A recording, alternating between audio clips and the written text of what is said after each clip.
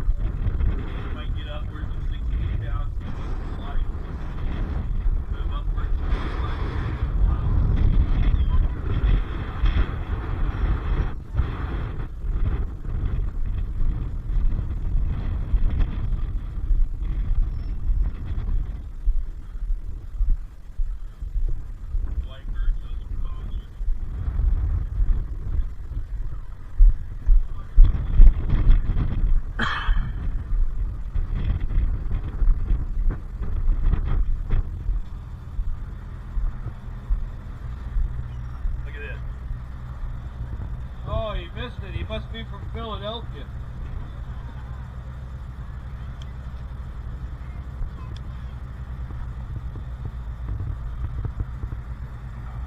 Now he's embarrassed. We'll let the other one take charge. Just keep your camera on that. Keep your camera on that bait.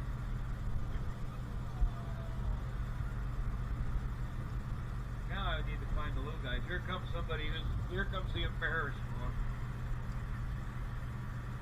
Yeah. You put that on slow motion. Wow. You can actually steal screenshots out of that slow motion clip. Easier than trying to hit the button 500 times.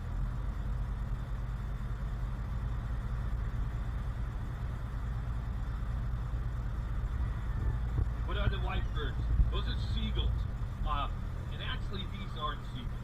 Because we're in that bay, these are beggars. Oh, there's the little one. No, that's a crow. I'm gonna get fired. At least 3 times a day, my wife looks right at me and goes, "You're the only one that thinks you're funny."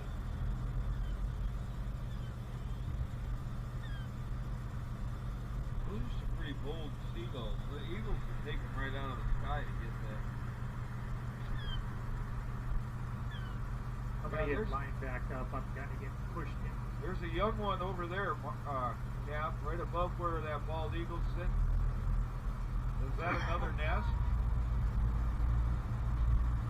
We may have found the rookery.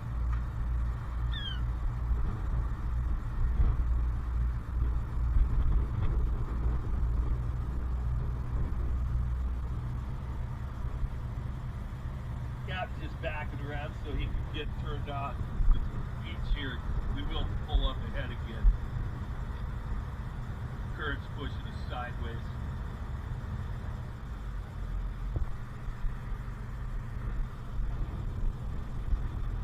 Yeah, if you guys have binoculars, that looks like a small juvenile eagle right above. It looks like another nest. Didn't even see that because we've been so busy watching the other one.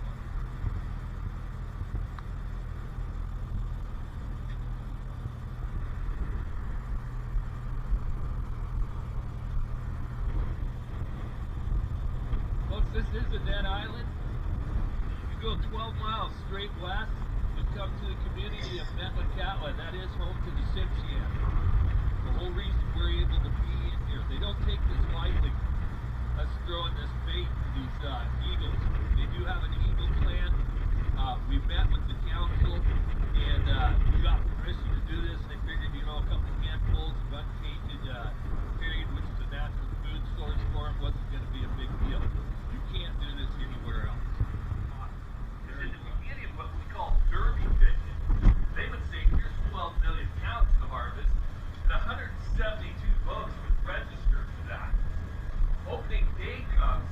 thing's going to open at noon. It's blowing 65 miles an hour, and it's 14, 16-foot seas. Everybody goes. Because if you don't, somebody's catching your part and floating. The problem was, some of those guys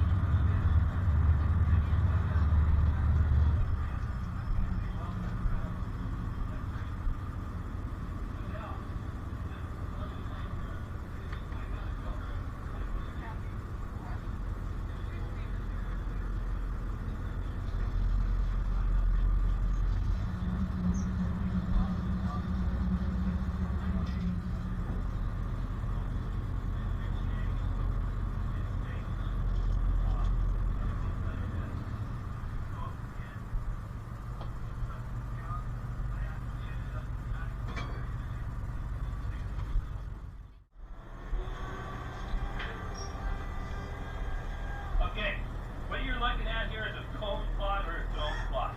They make these things all different sizes.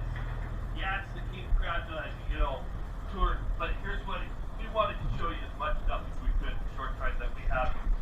The reason this became popular and it got designed was simply this. Those big 6.5 buys that we got, you can only get so many of those on a boat. You're up against a float that's 107 feet long, and you're fishing a 58-foot seiner during the winter or summer for Paradise.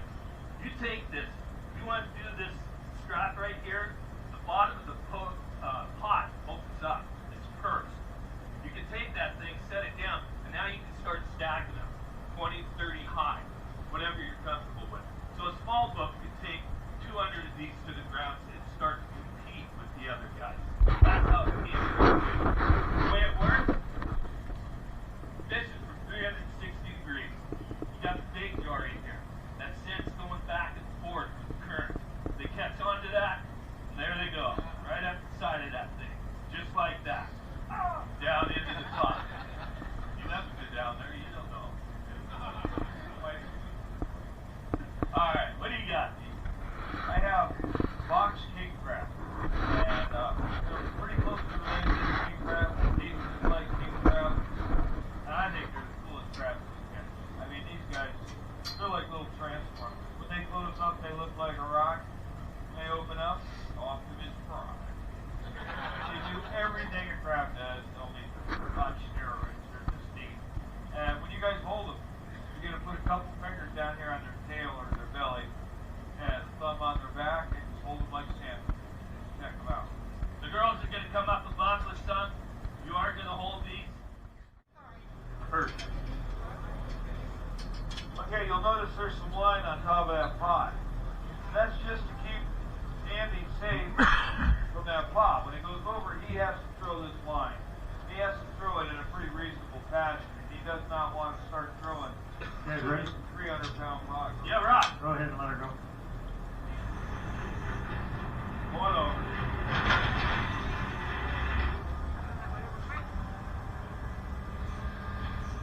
Yeah, you don't want to get snagged up in this 300-pound pot. Jerk my 120-pound carcass right over the rail.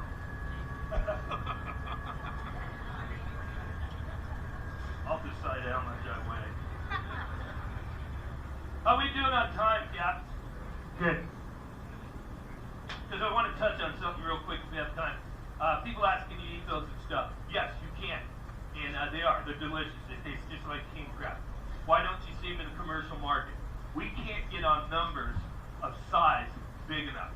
If we could fill this boat in 60, 70 hours at 160,000 pounds of the crab, and these guys do, they get that big, there would be a market. They're very elusive. That's why you don't see them. You go to San Francisco on the beach, in the harbors and stuff, there are actually boats that will have those in a live tank, and you can buy them individually. But let's get to the real star of the show.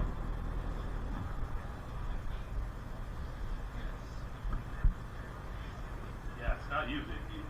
No. Okay. Golden Alaska king crab. One of 3 species that we target here. You're going to want to get that picture. That's 42-degree water going in my armpit.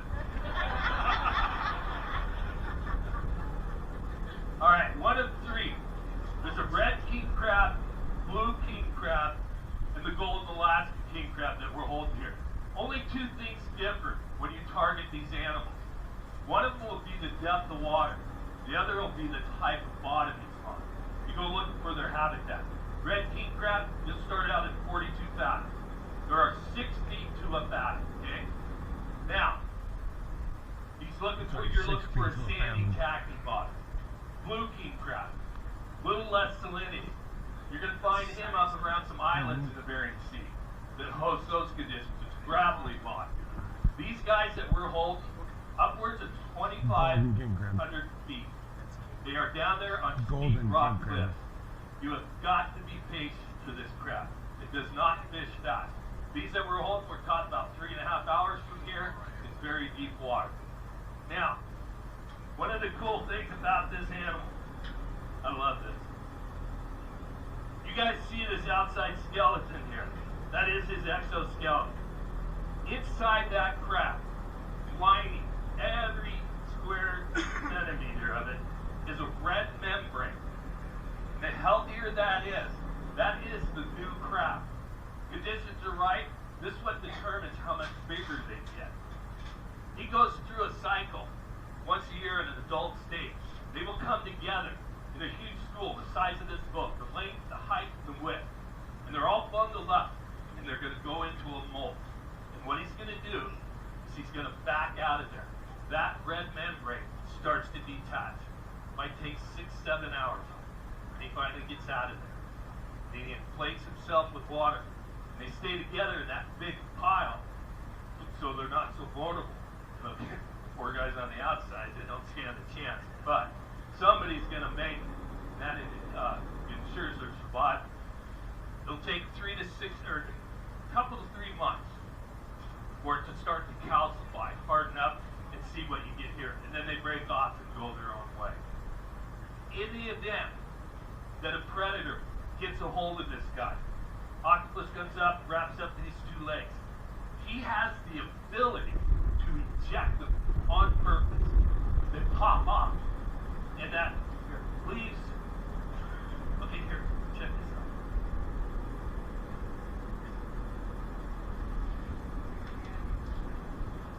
This guy here has actually lost a pincher and a leg. And if he ejects it, he'll survive. If I jerk it off there, he will bleed to death. If he lives another 3 years or 4 years and goes through that molt cycle, it regenerates right out of there. Because that much membrane was started up underneath there. He molts again, whatever membrane's there becomes clogged. 3-4 years, he will get his legs back to the exact same length, and it'll stop. How does it know to stop? You won't even know that he lost it. Amazing. You look at the 2 different claws here. How are we doing on time, Cap? Doing good. Okay, see the 2 different claws here. The right one we call the crusher claw. It looks like human molars, and it might as well be. That is ivory. And the reason that's in there is so he can crush the clams or those snail shells that we got in there. He crushes them with that.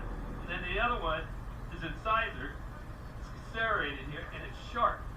And he can chop up that soft tissue and bring it into his mouth. And in his mouth, he's got 2 teeth. They don't go up and down like ours. They're side to side. And what's going to happen is one tooth does the job of both of them. We have our incisors up forward, and then we have our molars. He will cut that piece with the front, which is razor sharp. And then the back of the tooth is a molar. He grinds it up. Fascinating animal. What's that? Camera blinking red. What does he eat? Yes. Most of the time, like, the reason he's got that particular shell to begin with, or crusher, is so he can crush that snail and then get that tissue. There's clams down in the mud.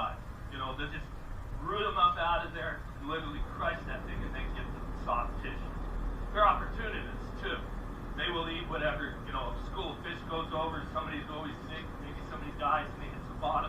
These guys are all over that. Alright. You need to know more than that, Google it, because I have. Folks, I'm kidding. We're going to make a turn on this buoy setup right now. We are going to pull up the workhorse of the Bering Sea. This is a 6.5 by 6.5 by. And it's a Bering Sea king crab pot. Probably the most popular because it fits the men that wear it and work with it. And these guys, you can probably get about 160 of them on this boat. In order to do that, you would block out the window.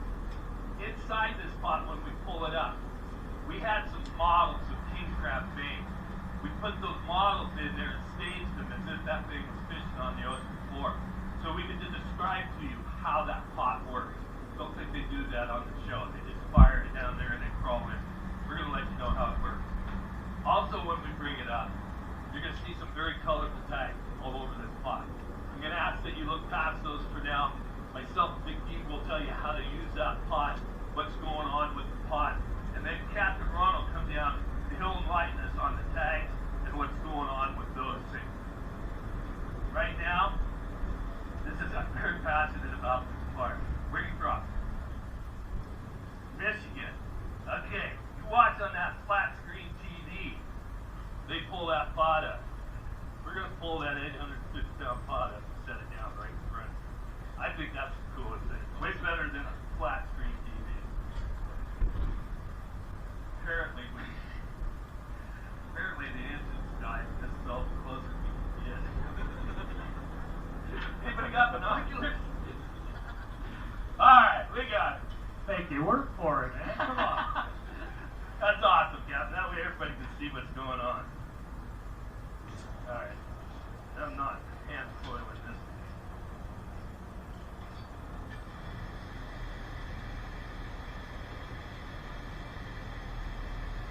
This is a perfect job for an old crab fisherman.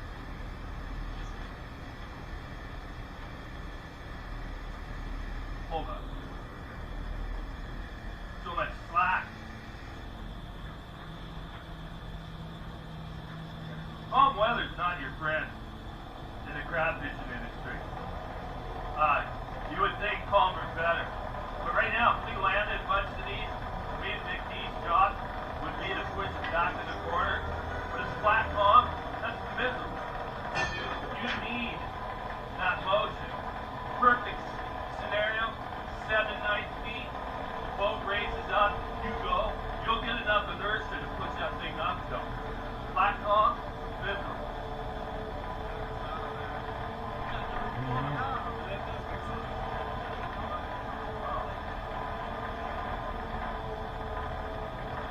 Now that's doing the job, I don't have to do it.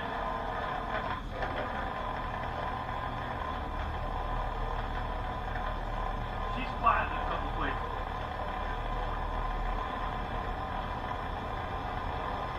I could be filling bait jars. I could measure crab.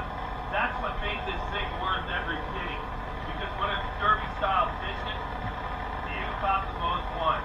I'm doing all this, it's like having a whole nother deck hand. And you will listen, and you know when the next knot. And then you just go over. Nobody has to say anything. You just hear that knot.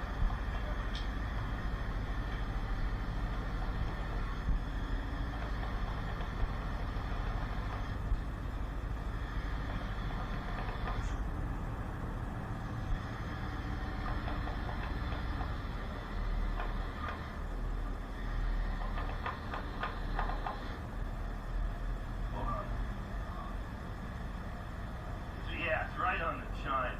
Again, calm weather, not your friend. You got it? You're right. There we go. Oh, okay.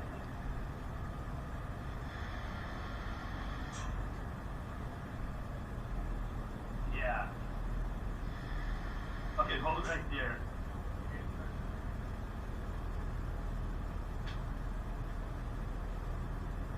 I think if you try now, the corner might.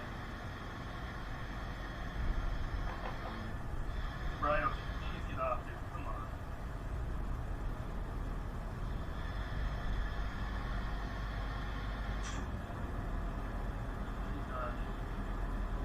Drive straight ahead, Cat. I'll try to get it to blow with us. Blow off a little bit. There we go, yeah. Straight ahead now.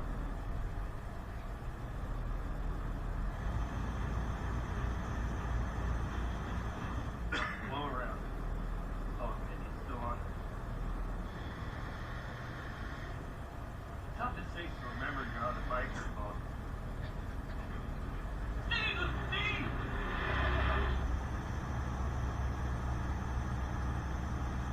Yeah, like you said, around. Flat weather is not your friend with these guys. Now flat weather and a flat bottom boat. Okay, now drop. I think she's swung around. Yep. There. Yeah. Oh. Oh, sorry. You're alright.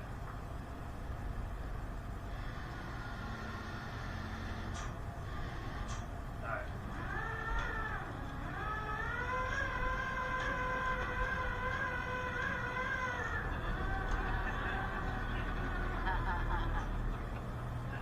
Yeah.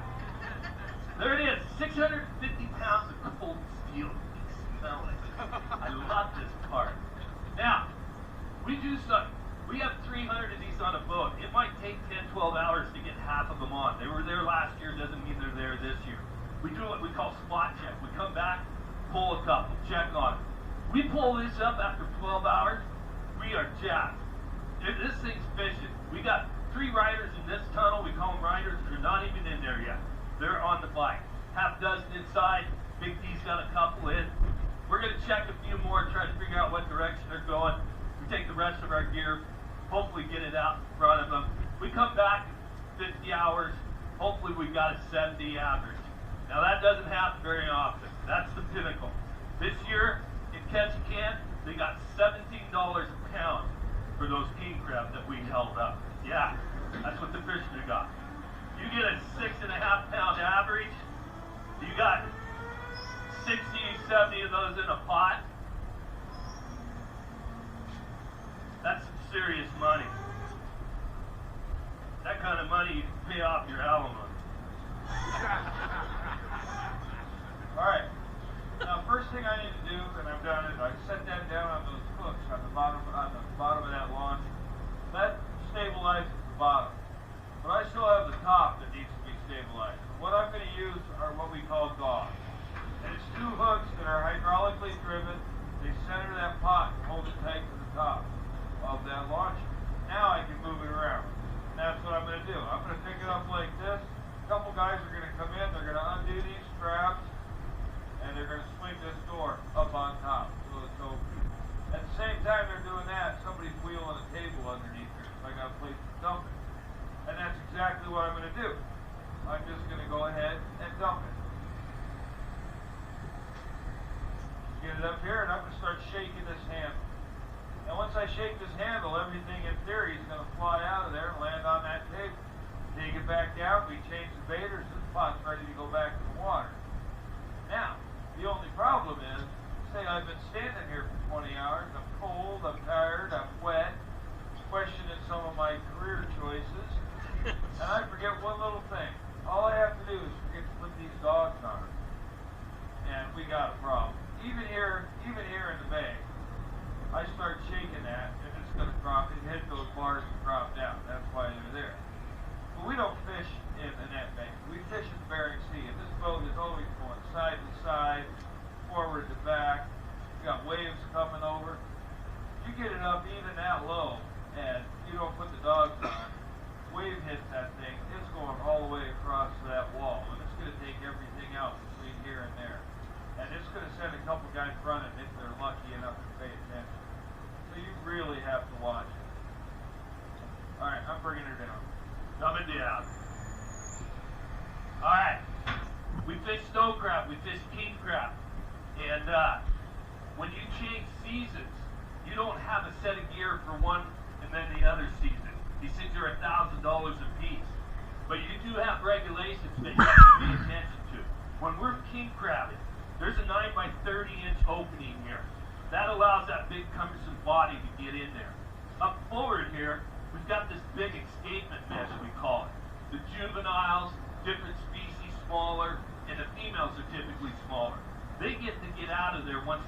out they've been duped with the whole bait scenario.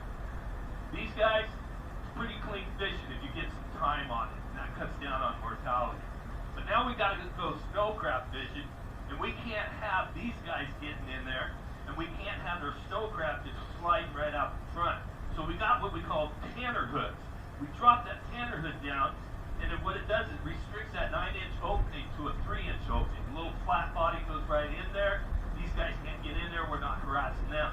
But we got to drop this panel up forward too, so that we close up this mesh, because our snow crab are smaller and they will squirt right out of them. The females of snow crab, folks, they don't get any bigger than that.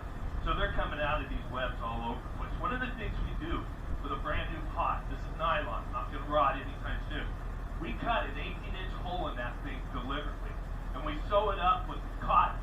And the cotton is biodegradable, and it's figured on a certain tensile strength and diameter that it will rot out in 35, 40 days. That way that opening comes open. We don't want to lose these. They're expensive, but we do. The ice takes them out, hooks the buoys, drags them out over their head. We call it too deep the water. Boat might run over them. We don't want them ghost fishing. So that's why that came into the fishery. And it's very effective. You could be on a 35 average. You could actually open one of those things up, pull the next pot, and there's no crab inside of it. It's because that rotted out. All right, Captain's going to tell you what's going on. Thank you, Andy. All right, like we said about these, crab in here, tell you, we're trying to, keep the resources. We're in trouble in the Bering Sea right now. We haven't had a red king crab season for 2 years. Last year was the first time snow crab, opilio, season has been shut down. When I first started fishing, we had 300 to 340 million pound quota. Now there's nothing. I don't know what's going to happen. The Bering Sea, like I said, I just got out of the Bering Sea. The Bering Sea's warmed up 4 to 5 degrees. What happened was codfish from the Gulf of Alaska used to come into the Bering Sea, hit that cold water, turn around and go back. Now there's no cold water. So the codfish have come up and just, by the hundreds and thousands, and probably millions, have taken over the Bering Sea. It got so bad, that's what I fish right now, because there's no crab. I fish cod. I fish the predators that have ruined our crabs, our crab stocks. Last survey they did, 95% mortality rate on our female crab. Good example, Kodiak, Alaska. Used to be called the king crab capital of the world. Last season we got to fish that was 1982. There hasn't been a season for over 40 years. We're in trouble. Will it come back? Sounds like they might have a really, really small quota this year, but maybe a couple million pounds, which I don't know yet. But not in my lifetime, I don't think. Let me tell you about these tags. We started, it's called a Fisherman's Memorial for lost fishermen at sea. We've been doing this for a few years.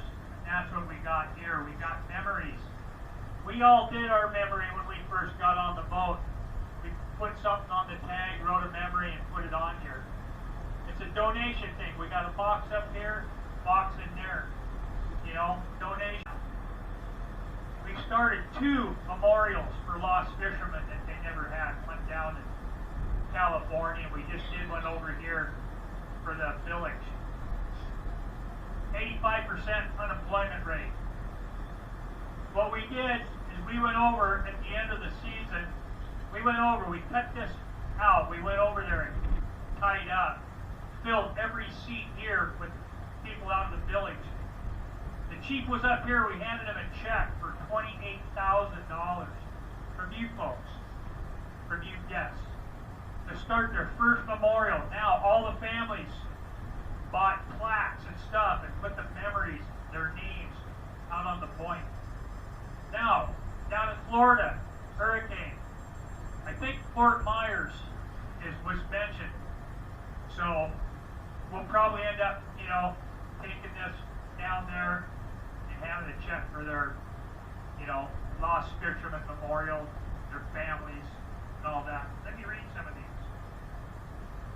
Michael, we love and miss you, Mom. To my beautiful Berlin, I miss you, Casey. To my brother Jack, love you, man. In memory of Dan, Mike, happy fishing. That's just some of them. They ride with us every day. Our memorial plot. Thank you so much.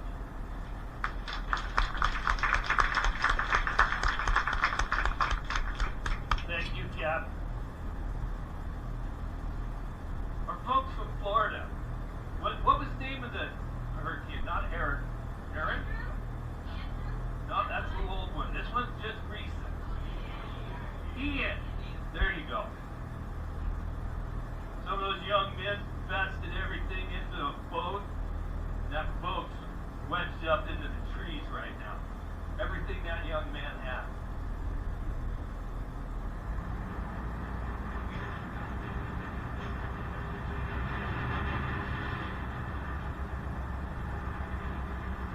Come up, Ian. Yeah, you can kill the hydras. Yeah.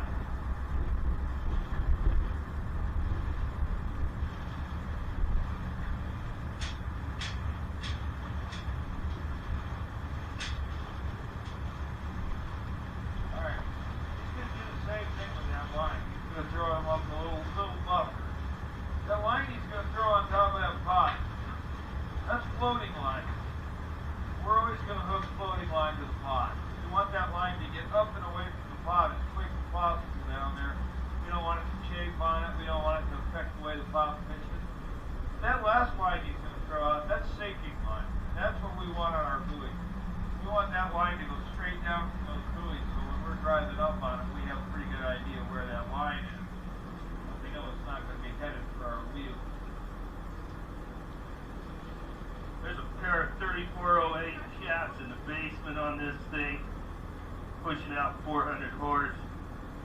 You get this line in there, it will shut them down. All right, Cap.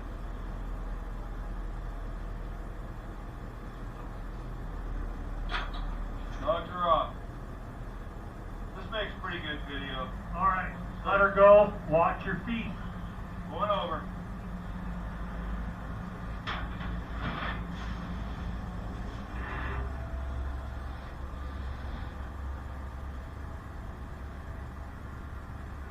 Just in time, I think we're going to get everybody back so they don't miss their boat. Miss the ship. Yeah. Alright, here comes the money shot.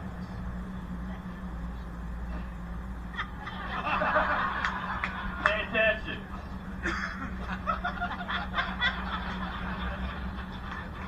You good? That could be on Movie Man Monthly. You heard him say watch your feet. That's pretty common. Everybody does watch their feet over here. You don't see anybody over here hiding them. But like he said, back in the day, back when I started, back in '92, there was a lot of crab to catch. And the only way you could do it and be the top dog was to fish 24 hours a day and fish hard and fish fast. And that's the way David, the guy who owns this boat, did it. And they were sent gear one day.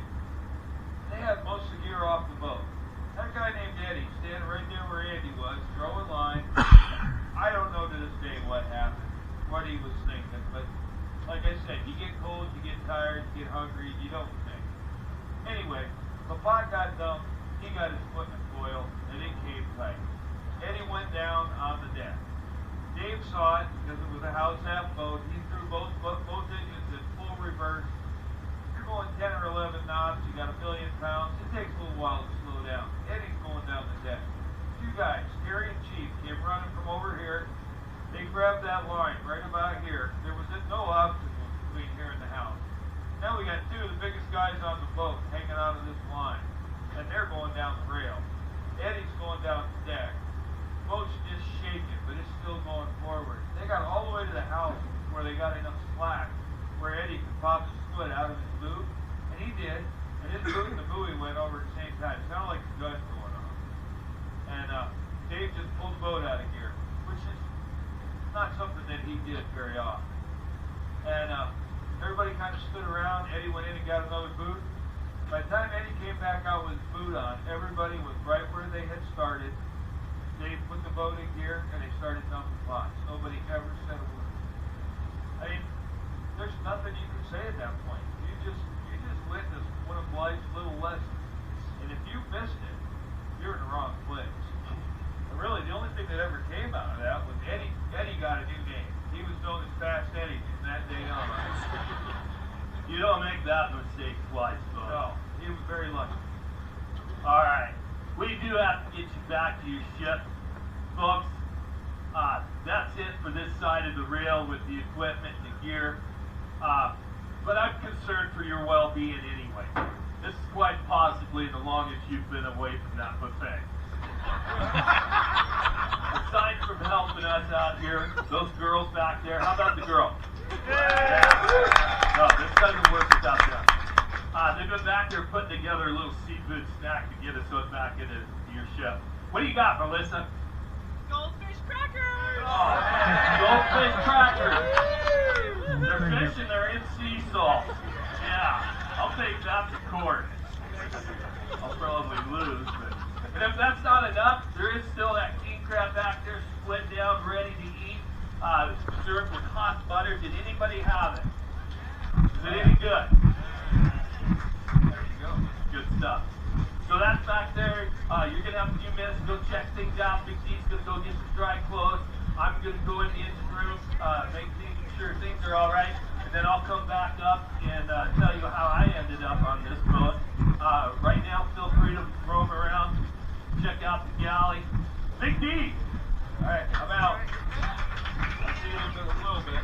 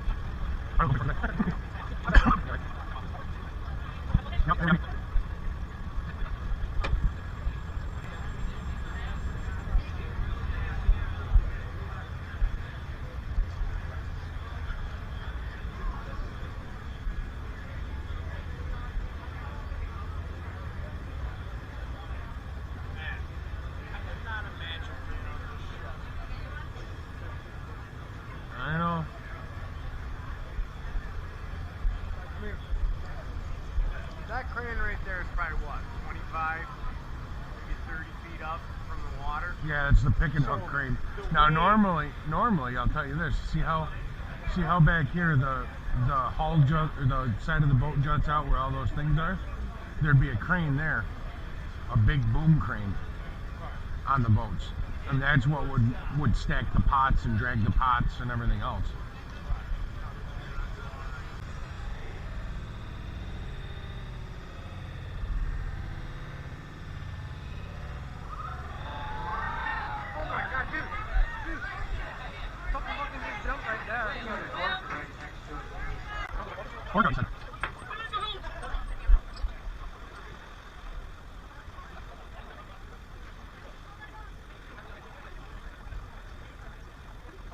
Oh, you're back here now.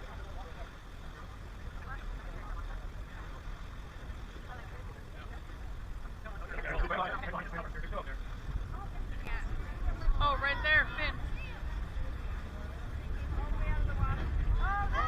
Oh, wow.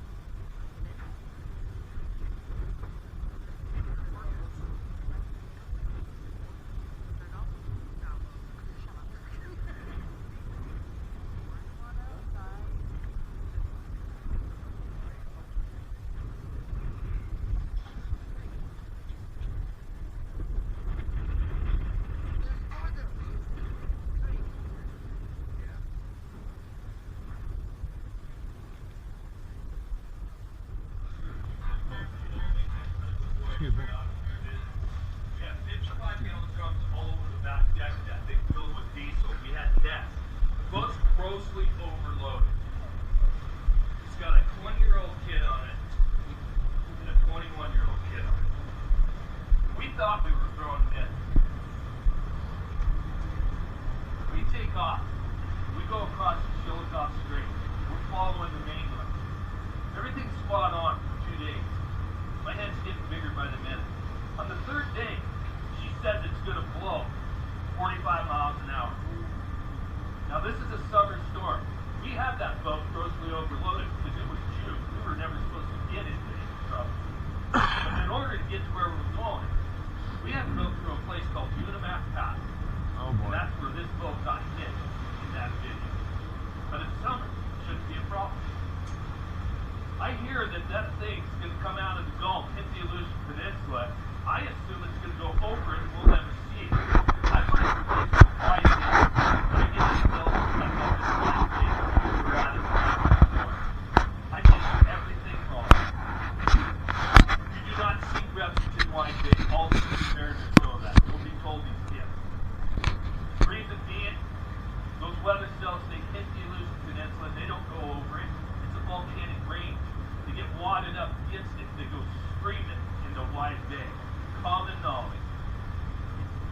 We're in there just a couple, 3 hours. And I could tell things are going to get bad. And they're going to get bad fast. Because when you looked out towards the Gulf, it was jet black and you could see the white water coming. We spent another 3 hours getting beat up because I'd gotten us up there too far.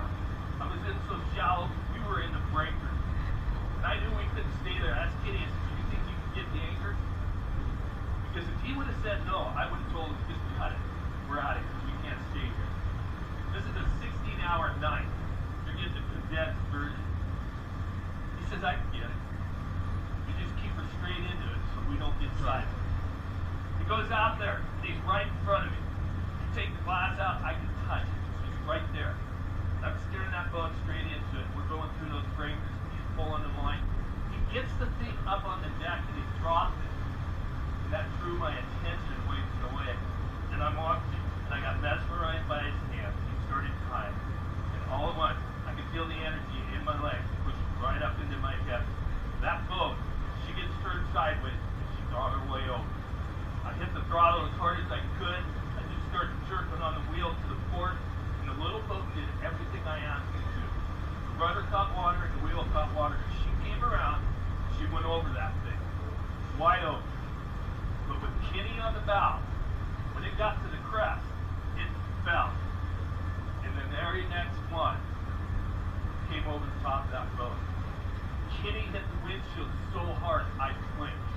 I thought he was coming in. All you can see from the glow of this little compass, the little red glow, is a human body smashed against the glass, and there's sand and seaweed everywhere. Now that little boat, it doesn't want to be underneath there. It wants out. And I'm trying to process if the water's going to go off the back of the boat quick enough for it to come out. But she does. She starts pushing. She's going to win this battle. And I'm watching Kenny on that glass. And what I didn't anticipate, the energy of that water, in order for the boat to push through it, I watched it strip my best friend right off the glass. At 20 years old, I will tell you this. If you think you're responsible for changing another person's life, your body transforms. I had ice cold water going down my back. It was sweat. I didn't realize it yet. I found out later. My legs wouldn't work. I had my elbows on the dash of that little boat. Inside this boat is a mess. It's total chaos. All the covers are broken over. Canned goods everywhere. Outside, we've got these fiberglass antennas. It's flowing 70 miles an hour. We found out later from another source, and I'll tell you. You can't hear because the fiberglass antennas is a howl. I'm thinking to myself, how long before it gets me? And all at once, that boat finally came up completely clear, and I'm sitting like this. I can hear crystal clear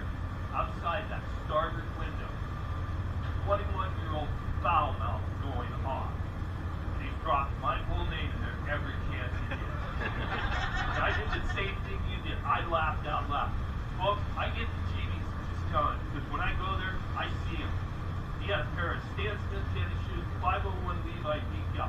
That's the last thing I saw. And I noticed it was Stan Smith.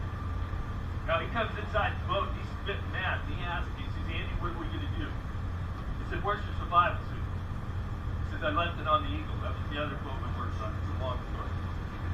And what I was thinking, if we had 2 survival suits, that I would run that boat aground, and we would get off of it, but we needed the survival suits to get through the surf. We'd never make it without them. He didn't have them. Thank God he didn't. I probably would have killed us both. I turned that boat into the storm. We spent the next 3 hours trying to get out of there. And every wave I thought it was going to be the last one. Finally, things start to let up. It's not because the storm's letting up. It's because I'm getting into deeper water. This is where we belong. We see lights, and I get on the radio and I call out. It's a NOAA weather ship. They're anchored up because this got out of hand. That's how we found out it was blowing 70. We hung off the back of those guys for 3 hours, waiting for that thing to pass. When it did, they calmed down to us. They said, guys, you gotta go. We got a job to do. We thanked them for everything and we took off. And I made a conscious decision that night that I had told kids. We didn't talk through this thing unless it was absolutely necessary. And what it was, I was done. No more. Found a place called Sand Point, drove that boat into Sand Point. We got it tied up. In that same harbor is a 168-foot Bering Sea king crab boat named the Pavlov. I looked at that boat and said, you know what? We need jobs on that. And we did. We hustled jobs, a whole nother story. That boat takes us to the end of the Aleutian chain. We're fishing those brown gold Alaskan king crab. We're in a storm. That boat gets crossed up sideways, 168 foot. We're in 60-foot sea. It hits that thing, and we get knocked over. We're in a 27-degree lift. Somebody was mentioning lifts here. 27 degrees. Me and Kitty, we're slapped against the chart table looking down at the captain, and he's looking up at us. He looks right at me and goes, we're okay, hold on. And we were. That boat pushed up out of there, got itself righted, he turned it back into it, we never had another problem. The point of my story is simply this. When I got in this, I wanted to be a captain. What I found out about Andy, I don't have that. Those guys are cut from a different cloth. They believe in that boat. They believe it's going to bring them home. You put me in that position, I've got your lives on my hand. That thing gets knocked over, I will look at you and tell you, this sucker's going straight to the bottom and it's taking all of us with it. You don't want to fish with that guy, right? So, I found my way to the engine room by osmosis. I got to be chief engineer on some of the top producers out in the Bering Sea, and I hang my ego hat on that. Because trust me, folks, my age before he's 64 years old, from that 15-year-old that was surely going to kill himself, voted most likely to wrap himself around a telephone pole at 2 o'clock in the morning, been sober 21 years now, and you guys allowed me to be a part of it. Oh yeah, you guys allowed me to be a part of your vacation. I'm going to get the captain out here, he's going to run through some stuff real quick, and then we're going to get some fishing. Where is my captain? Captain, oh captain. Hope he's in the wheelhouse. Oh wow. You know the best captain I ever worked for? No? Captain Morgan. Had a galley accident. Oh no! It's all good. All right. First off, I want to thank everybody for joining us on this venture. Appreciate it. You know, that's one thing that we want to stress. You're not tourists to us. You're our guests. You know, I just want to talk about a little bit about. You know, we got this book, Bering Sea Crab Fisherman's Tour. You know, my story's in here, Big D's story, Andy's story, David, the owner, how we got started. Fisherman's wife stories in here. You know, a lot of guys that are truck drivers and that were in the military, you guys understand being away from home. You know, we were away from home, you know, 10, 11 months out of the year. Our kids, you know, I didn't know my daughter till she was about 8 years old. Finally apologized to her, but, you know, she came from a fishing town and she understood. But, you know, fisherman's daughter stories in here. But And if you guys, anybody that gets this book, you know, I mean, all of us would be happy to sign it for you. You know, and then when you, that Facebook, I spend a lot of time out the ocean. I'm very sorry. I got to ask my kids how to work stuff. The Facebook thing, you know, if you guys get on there and show your pictures and hopefully give us a good review, and you know, so your friends might come and join us. One other thing, we're going to grab this, and Melissa's going to grab your phone or your camera.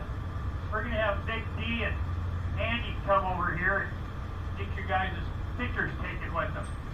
Again, thank you very much. Enjoy Alaska.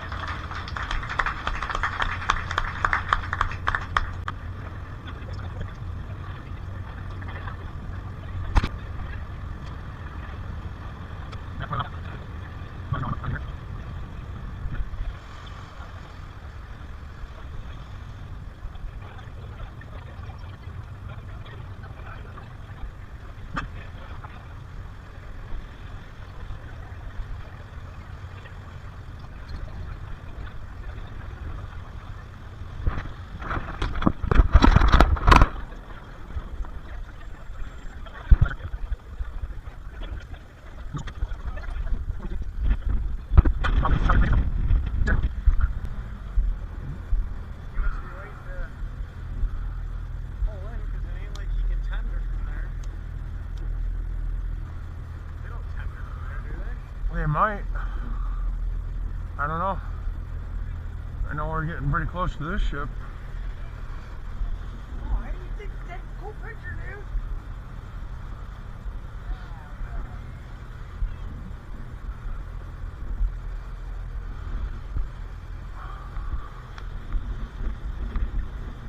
dude? This is probably why NCL built their own place up the road, so that they didn't have to worry about other ships. Dude, look, we gotta thread the fucking needle right through there. It's probably like motherfucking cartoons. Dude, you see how tight that is to get this 107-foot boat through there? He's gonna do it.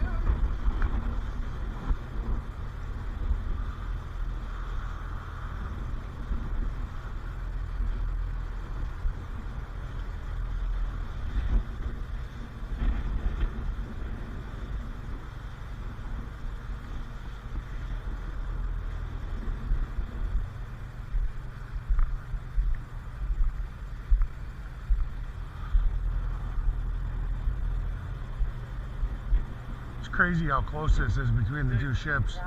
Warming it in here, right? Is that a GoPro or an off-brand? GoPro? Yeah? Use it for baseball mostly, and first time I've actually not streamed with it, you know. I bought this one off of Amazon. It's an Acaso. Actually, it works really fucking well. But I bought it like a month ago just so I could have it to come up here. Right. Only bad thing, the batteries suck down on these things so quick. But I get about 3.5 hours. really? Yep.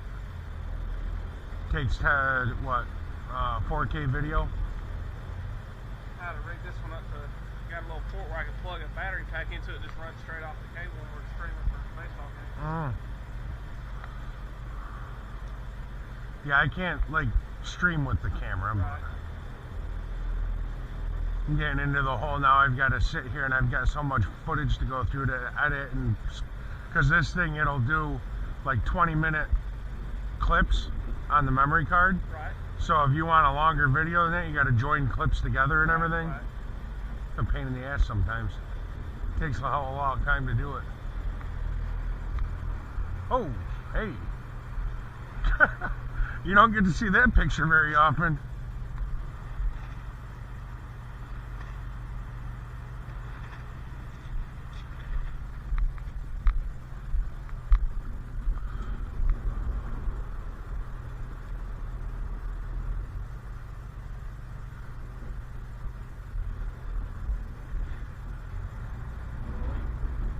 Dan, you don't get to see that view very often.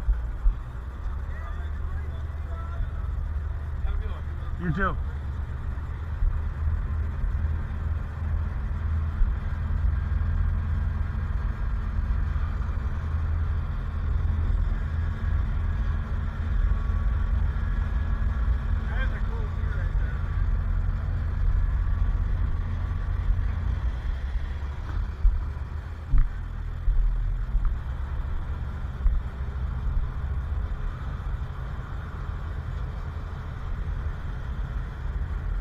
Nice thing is they got us in about a half an hour earlier than I thought.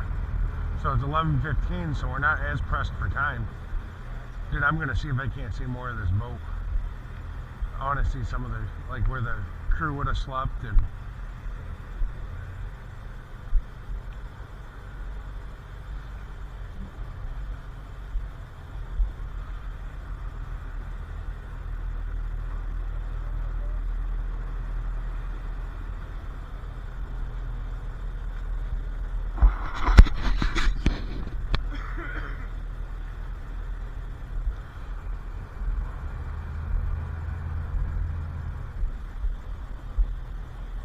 Oh, he's coming in at a steep angle. Check this out.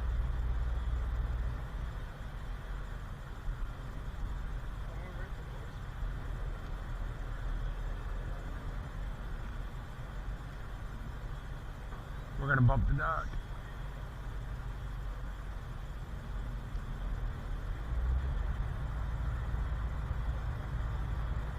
Oh, smooth. Smooth. That is smooth as hell. I couldn't do that.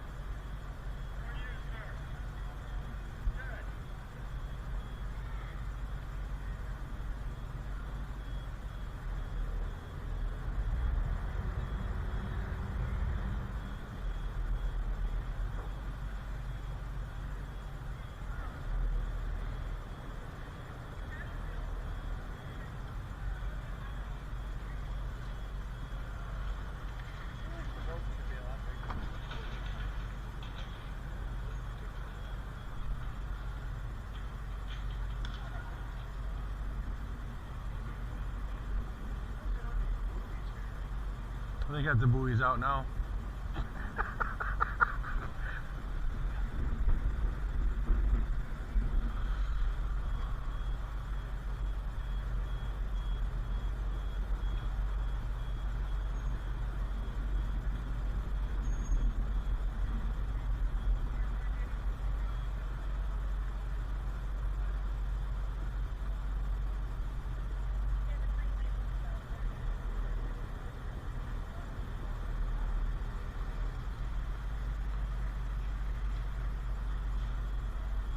There's twin, what? 3408 cats? Yeah. 400 horsepower apiece. Those aren't the same motors that are in the semis, then, are they? No, they're marine engines.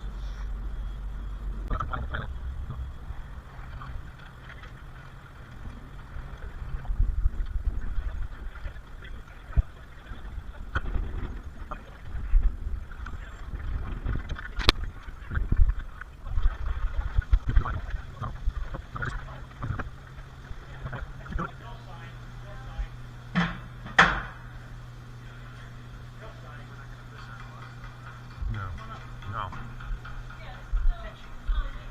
Come on, Dan.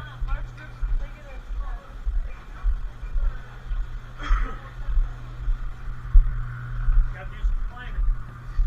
I don't care. These are really steep.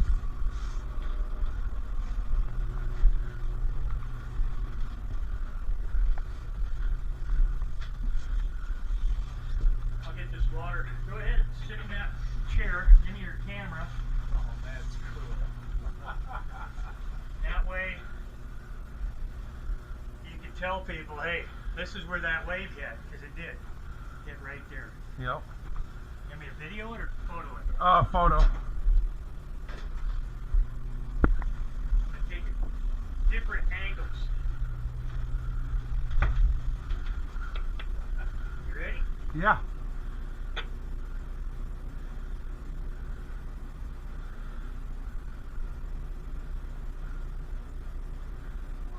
This is cool. That's where it happened. Really cool. See if they turned out. Will those work? Those would be perfect, Captain. Thank you. Yes, thank you very much. So now, when you're crab fishing, right? You're not really sitting in the chair much. No, just like I do on tour, I'm standing up. Yeah. Because I'm like, that's kind of hard to reach Yeah, get to no. your jog stick and You know, stuff. most of the chairs, like mine, this is set up for this. Mine scoots up in case, Yeah. you know. But yeah, usually it's. But anyways, I'm glad I could do that for you. I appreciate it. Did you watch the show too, or? I do watch her a little bit. He's a fanatic. Yeah, that's why I He's had a to put fanatic. you in that. Yeah, that's he's huge. I That's had to amazing. Put you in. I appreciate it. Thank you, sir. But yeah, no, I figured you would. I have to tell you, I didn't know what to expect coming on the excursion, but this is my 16th or 17th cruise in my lifetime, first time to Alaska, and I've done many excursions. Let's go out this way. Okay. It's a little safer. This is by far the best excursion I've ever gone on. All right. Well, you're a fan. You want to shut that for me? Yep. But yeah, no, that's cool. I appreciate it. But you know, when it is what it is. The Eagles weren't there because they're up in the rivers eating salmon. I get to see eagles at my house, so Oh, we live on a lake in New York in the Finger Lakes. So I got a 22-foot open bow boat and whatnot. We hang out in the water. And that's cool. there's a couple bald eagles that live on the lake that will be out. What boat are you guys on? We're on the Norwegian Bliss. We're up actually in Ward's Cove. Yeah. Okay. Hey, thanks a lot. Thank you, I appreciate it.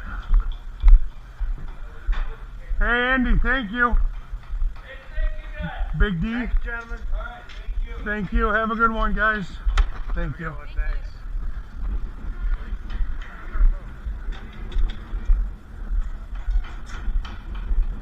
That was cool, man. Dude, That was an experience. oh my god. I'm like completely like fan-struck, awestruck, whatever the fuck you call it.